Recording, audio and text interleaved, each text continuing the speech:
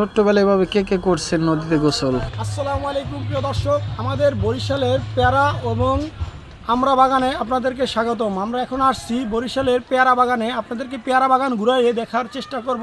আপনারা অবশ্যই ভিডিওটা কন্টিনিউ দেখবেন। চলুন আপনাদেরকে আমরা পেয়ারা বাগান দেখাই। আর এম মিডিয়ার পক্ষ থেকে আপনাদেরকে জানাই সুস্বাগতম। ভালো লাগলে ভিডিওটি লাইক করে দিবেন।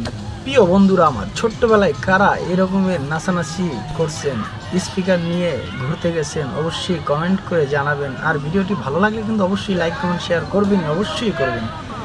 এই যে দেখুন, লেবু নিয়ে যাচ্ছে বিক্রি করার জন্য বাজারে। যারা ভ্রমণে আসছিল ট্রলারে, দেখুন এই যে ট্রলার নিয়ে চলে যাইতেছে। কাঁঠাল নিয়ে যাইতেছে বিক্রি করার জন্য বাজারে। এরকমের দৃশ্য গ্রামে আসলেই দেখা যায়। দেখুন কলাও নিয়ে যাচ্ছে বাজারে বিক্রি করতে। এগুলো কিন্তু, এই ভাই আপনি গালে হাত দিছেন কেন?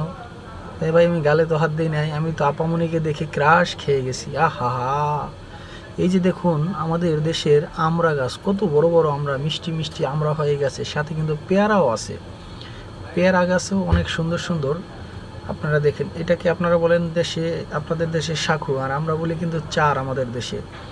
তো অনেক জায়গায় ব্রিজ নাই, ওই চার পাড়ে যায়। দুই বন্ধু দেখেন কত সুন্দর করে আমরা আড্ডা মারলাম।